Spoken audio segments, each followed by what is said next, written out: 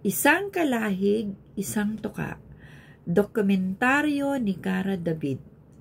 Ang Pilipinas ay kilala sa buong mundo sa masasarap nitong pagkain.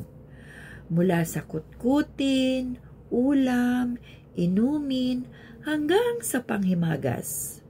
Bawat putahe ay sumasalamin ng mayamang kultura ng iba't ibang rehiyon. May halong kasaysayan, pagmamahal, at pamilyang nagsasalo-salo sa iisang hapag. Ngunit, sa likod ng imaheng ito, ng sarap at kasaganaan, may isa pang uri ng pagkain na tila simbolo na rin ng ibang mukha ng Pilipinas. Isang mukhang hindi nakikita sa mga festival of food blogs.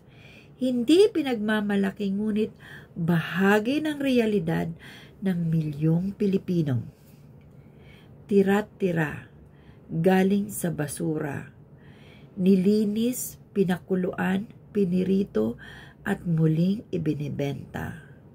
Pagpag, ito ang sentro ng dokumentaryo ni Cara David na pinamagatang Isang Kalahig, Isang Tuka.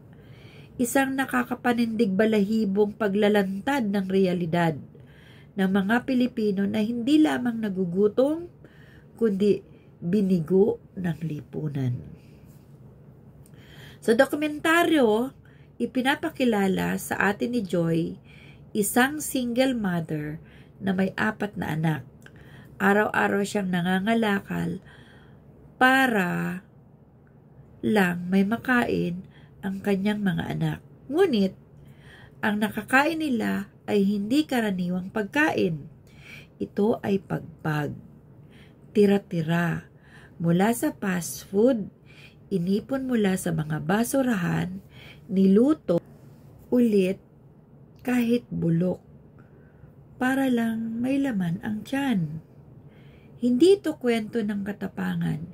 Ito ay kwento ng desperasyon.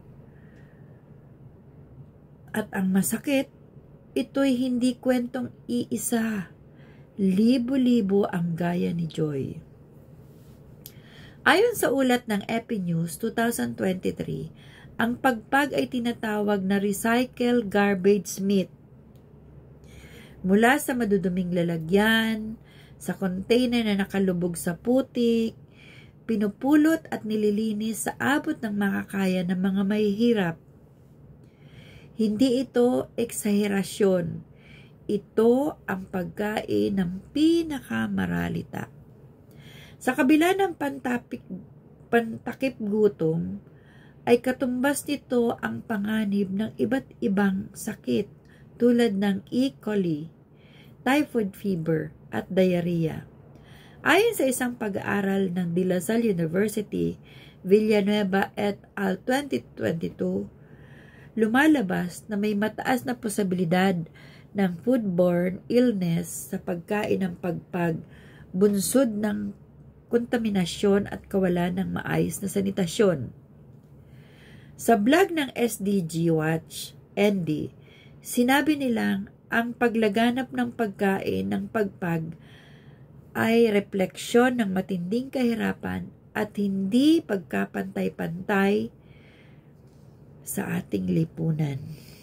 Nakakabagabag isipin na isang bansang agrikultural at may mayamang likas sa yaman ay may mga Pilipinong kumakain. Tinapon hindi dahil gusto nila, kundi dahil kailangan nila.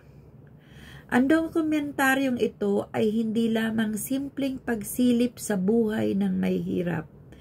Ito ay panawagan para sa mas malawak na aksyon upang masolusyonan ang matagal ng problema ng kagutuman. Hindi ito paninisi sa mga namumuno, ito ay hamon.